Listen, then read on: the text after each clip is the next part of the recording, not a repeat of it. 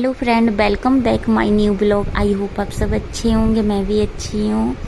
तो आज हम लोग का प्लान एकदम से अचानक से बना। सुबह के टाइम मैं काम वाम करके बैठी थी 10 बजे, तो इन्होंने बोला कि आज उज्जैन चलें महाकाल के दर्शन करने, क्योंकि इनका प्लान बन रहा था जाने का।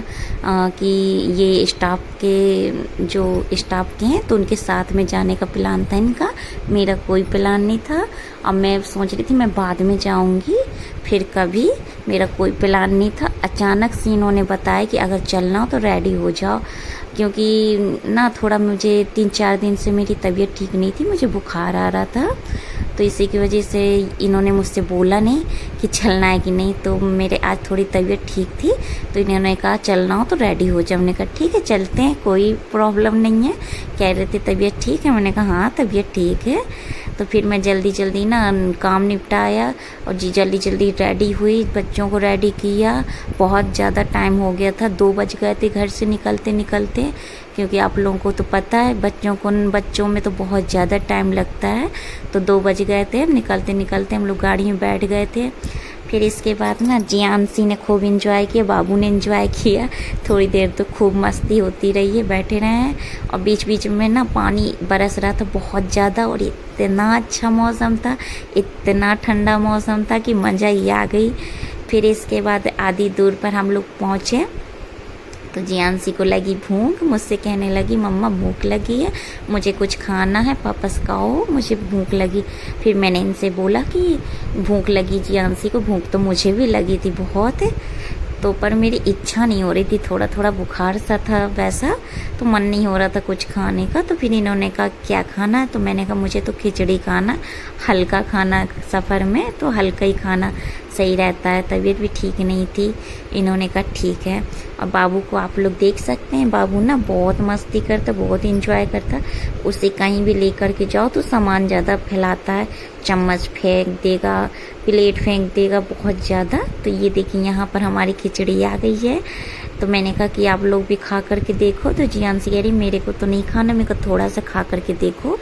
उसके लिए ना पकोड़े मंगाए थे पनीर के, कह रही थी पापा मुझे पनीर के पकोड़े खाना। तो मैंने कहा पहले थोड़ा खा करके देखो।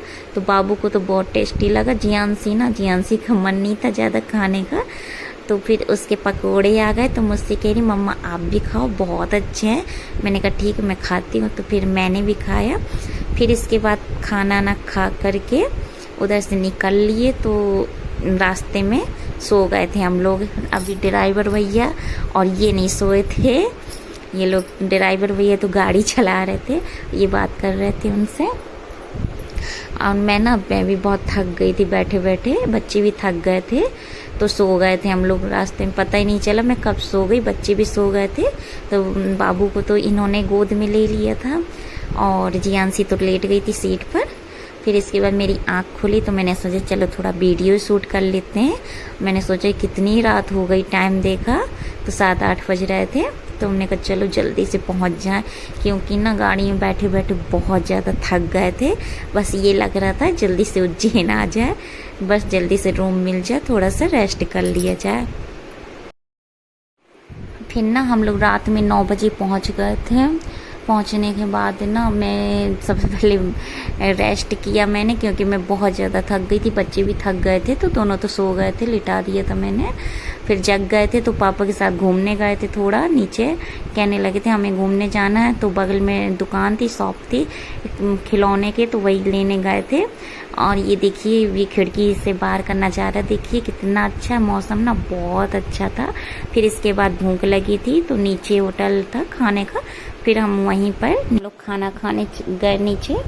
हमने कहा चलो पहले खाना खा लेते हैं होटल में, क्योंकि सुबह जल्दी भी उठना है ना, थकान भी बहुत ज़्यादा हो गई थी, तो ये लग रहा था खाना खा कर लेटें। अगर आपको ये ब्लॉग अच्छा लगा तो सब्सक्राइब लाइक ज़रूर करिएगा। जय महाकाल।